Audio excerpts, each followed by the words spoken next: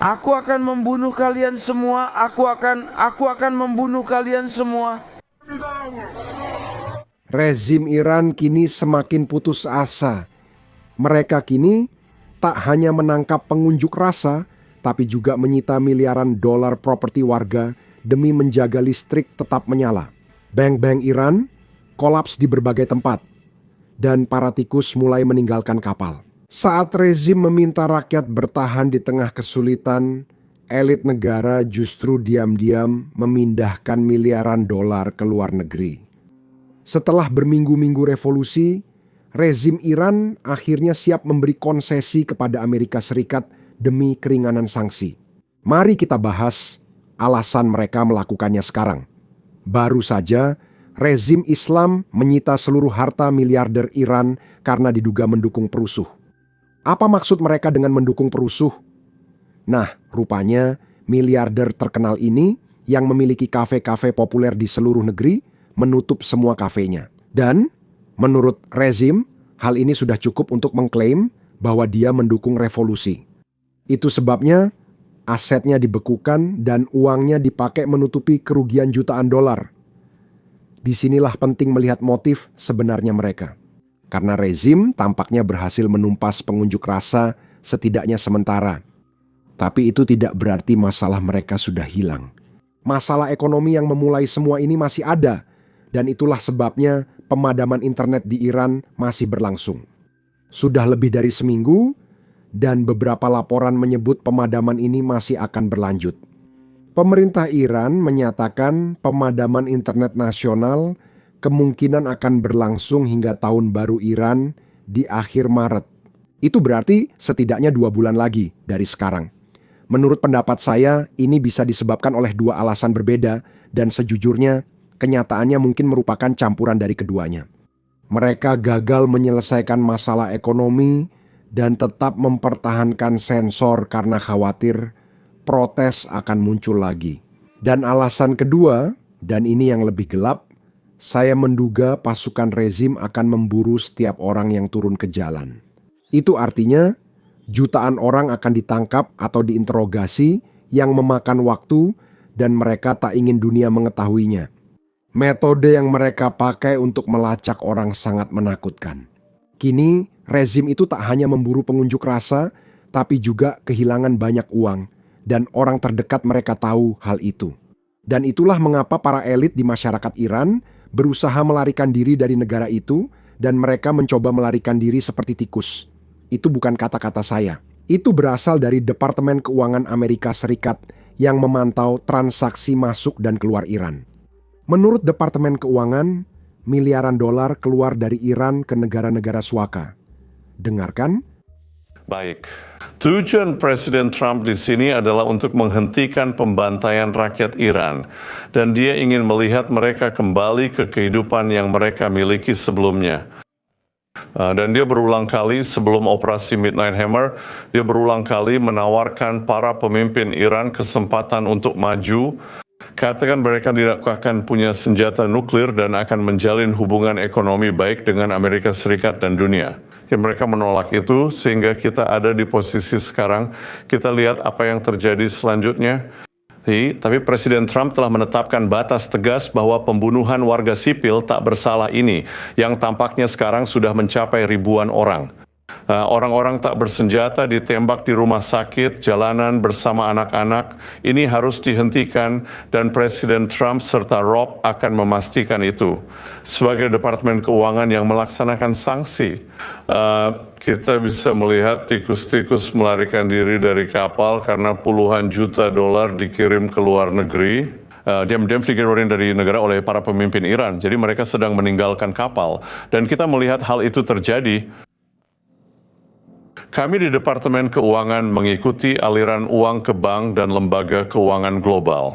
Ini sinyal jelas bahwa orang dalam sudah tak percaya lagi. Saat elit rezim memindahkan kekayaan ke luar negeri, mereka bertaruh melawan pemerintah dan bersiap menghadapi kehancuran, bukan menunggu hasilnya. Pemerintah Iran selalu menyalahkan sanksi Amerika Serikat atas masalah mereka, padahal sanksi itu memang merusak ekonomi. Namun, ada hal yang tidak mereka ungkapkan pada siapapun. Mereka bisa bernegosiasi untuk keringanan, tapi memilih tidak melakukannya. 2 hari lalu, Menteri Luar Negeri Iran di Fox News secara terbuka menyatakan tidak berniat membuat konsesi. Dengarkan ini. Tuan Menteri Luar Negeri, proksi Anda hampir hancur, program nuklir Anda seperti kata Presiden telah dimusnahkan, tapi Anda bilang teknologinya masih ada. Program rudal balistik, Anda bisa dibilang sedang dalam proses pemulihan dan sedang diancam akan diserang lagi oleh Israel dan Amerika Serikat. Jika Anda harus memberi konsesi untuk kembali berunding, konsesi seperti apa yang akan Anda tawarkan hari ini? Konsesi ini sama seperti yang kami lakukan pada 2015 dalam Joint Comprehensive Plan of Action. Kami bisa memastikan dan membangun kepercayaan tentang sifat damai dari program nuklir kami untuk memastikan bahwa program tersebut memang damai dan akan tetap damai selamanya. Sebagai gantinya, kami berharap sanksi dicabut. Rudal balistik adalah alat pertahanan kami dan merupakan alat pertahanan yang paling dapat diandalkan dan itu tidak dapat dinegosiasikan. Mengapa kami harus bernegosiasi tentang rudal balistik kami padahal kami membutuhkannya untuk keamanan dan pertahanan kami? Menurut saya itu salah, menyebut mereka proksi adalah kesalahan. Kami tidak punya praksis di sini. Mereka adalah gerakan yang berjuang melawan, Anda tahu, pendudukan, yang berjuang untuk hak-hak mereka dengan uang Anda. Kami hanya mendukung mereka. Mereka tidak melakukan pekerjaan apapun untuk kami. Mereka berjuang untuk tujuan mereka sendiri, dan kami mendukung tujuan mereka. Ekonomi mereka runtuh, bank gagal, rakyat kelaparan. Respons mereka, kami tidak mundur. Rezim ini lebih memilih negaranya hancur daripada berkompromi. Jadi Amerika Serikat merespons dengan sanksi tambahan, kali ini menargetkan orang-orang yang membunuh para pengunjuk rasa Iran. Dengarkan ini. Presiden Trump mendukung rakyat Iran dan memerintahkan Departemen Keuangan memberi sanksi pada anggota rezim. Para pemimpin Iran menanggapi demonstrasi damai dengan kekerasan brutal, termasuk penembakan massal di jalan dan serangan terhadap korban luka serta rumah sakit. Sanksi hari ini menargetkan 18 individu dan entitas yang digunakan rezim untuk menghindari sanksi terhadap minyak Iran dan mengalihkan hasil penjualan energinya dari pemilik yang sah. Rakyat Iran, sumber daya alam Teheran adalah milik rakyatnya, bukan milik para diktator brutal. Departemen Keuangan akan terus menargetkan jaringan Iran dan elit korup yang memperkaya diri mereka sendiri dengan mengorbankan rakyat Iran biasa. Ini termasuk upaya rezim untuk memanfaatkan aset digital guna menghindari sanksi dan membiayai operasi kejahatan siber. Iran kini negara kedua paling banyak dikenai sanksi setelah Rusia. Sepertinya mereka ingin posisi teratas lagi. Saya yakin sanksi baru ini akan membantu mereka mencapainya. Presiden Trump baru saja mengumumkan tarif 25% untuk negara yang berbisnis dengan Iran. Ancaman tarif ini membuat semuanya jadi menarik. Karena ada satu negara yang paling berpengaruh bagi ekonomi Iran dibanding negara lain manapun. Negara itu adalah Tiongkok. Tiongkok mengimpor sekitar 20 miliar dolar barang Iran per tahun, mayoritas berupa minyak. Sebagai perbandingan, mitra dagang terbesar kedua, Turki, hanya 15 miliar. Artinya, Tiongkok bukan sekadar pelanggan terbesar Iran, tapi juga satu-satunya yang benar-benar penting. Jika Amerika menerapkan tarif 25 dan menekan Tiongkok memutus hubungan, ini akan sangat merugikan rezim Iran. 20 miliar dolar. Itulah yang mendanai Garda Revolusi, itu yang membiayai penindasan, dan itulah yang membuat rezim tetap bertahan. Tarif dan sanksi hanyalah tekanan eksternal. Namun, kondisi dalam sistem perbankan Iran saat ini lebih parah dan nyaris tak diberitakan. Jika Anda menghargai liputan kami, silakan subscribe di bawah ini. Itu sangat membantu kami dalam algoritma dan menguraikan detail setiap hari. Sekarang, krisis perbankan, disitulah spiral utang yang sebenarnya dimulai. Itu dimulai akhir tahun lalu dengan bank bernama Ayanda. Bank ini dikelola kroni rezim, yaitu orang-orang terkait pemerintah. Namun saat bank tersebut gagal, pihak berwenang menemukan hampir 5 miliar dolar kredit macet. Di Iran, ini adalah bencana. Jadi bank sentral harus turun tangan dan mengambil alih Ayanda. Mereka mencetak banyak uang untuk menutupi simpanan. yang di atas kertas menyelamatkan bank, namun sebenarnya memperburuk keadaan. Alasannya, mencetak miliaran untuk menyelamatkan bank gagal membanjiri ekonomi dengan uang baru. Hal itu mendorong inflasi naik, nilai real menurun, dan tabungan masyarakat makin tidak berharga karena nilainya terus berkurang. Mereka hanya menutupi masalah, bukan menyelesaikannya, sehingga muncul masalah lebih besar nanti. Sekarang kita sudah sampai di titik itu. 5 bank lagi di Iran juga menuju ke arah yang sama.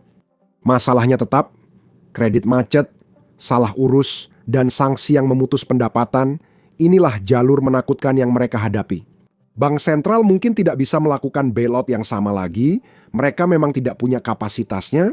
Artinya, jika 1 dari 5 bank ini kolaps, mungkin tidak ada yang bisa mencegah kejatuhannya. Artinya, orang-orang kehilangan simpanan, kepercayaan pada sistem perbankan hilang, dan tanpa sistem perbankan yang berjalan, ekonomi modern tidak dapat eksis. Bank-bank gagal, mata uang runtuh, inflasi tak terkendali, sementara para elit menyembunyikan miliaran di rekening luar negeri. Setiap dolar keluar memperparah krisis, setiap bank goyah makin mengguncang kepercayaan. Ini spiral kematian tanpa jalan keluar jelas. Inilah mengapa, meski banyak pernyataan keras, kini muncul tanda-tanda rezim Iran mungkin siap bernegosiasi. Steve Witkoff, utusan Amerika Serikat, menyatakan Iran mungkin siap membuat konsesi. Jika benar, ini sangat penting. Rezim ini sangat keras kepala dalam pembicaraan nuklir, konflik regional, dan lainnya. Jika penderitaan ekonomi memaksa mereka berunding, itu perubahan besar. Ini penting karena Iran sering berkata lain, berbuat lain. Ini bisa saja hanya bersandiwara, ini bisa saja hanya untuk mengulur waktu. Kita tidak akan tahu sampai kita melihat pergerakan nyata. Inilah permintaan Amerika Serikat. Hentikan pengayaan nuklir, kurangi rudal, singkirkan bahan nuklir, dan hentikan dukungan untuk kelompok proksi seperti Hizbullah, Hamas, Houthi, dan lainnya. Sebagian besar tuntutan ini bisa dinegosiasikan oleh rezim yang sedang putus asa menurut saya. Namun, masalah utama tetap pada rudal. Iran kalah perang 12 hari melawan Israel. Pertahanan udara gagal, situs nuklir hancur. Satu-satunya hal yang benar-benar berhasil adalah rudal mereka. Beberapa di antaranya berhasil menembus pertahanan udara Israel, dan itulah satu-satunya kemenangan yang bisa mereka tunjukkan. Saya tidak tahu apakah mereka rela melepaskan itu, apalagi sekarang saat itu satu-satunya yang memberi mereka sedikit pengaruh. Negosiasi mungkin terjadi, tapi jangan berharap akan mudah. Itu saja dari saya Sam, sampai jumpa di video berikutnya. Masalah dalam membuat video seperti ini adalah YouTube sering mendemonetisasi atau membatasi video kami, meski tak ada manusia atau tentara Rusia yang terluka dalam tayangan serangan drone.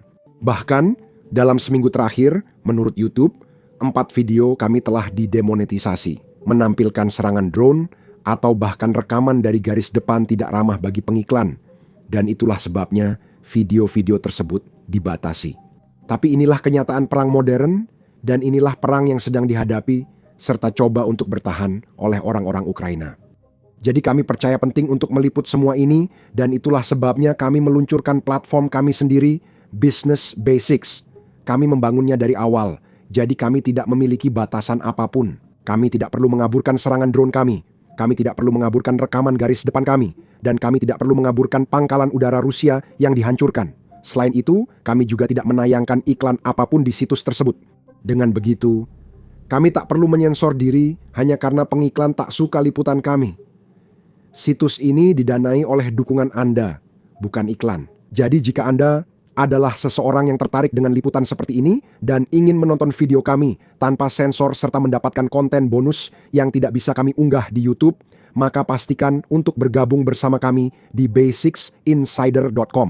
Anda juga bisa mengklik tautan di deskripsi atau memindai kode QR di layar Anda. Dengan bergabung, Anda dapat menonton semua konten yang sudah kami unggah dan semua video yang akan kami unggah di masa depan. Anda juga mendukung liputan dan channel kami. Terima kasih. Saya Sam, sampai jumpa di video berikutnya.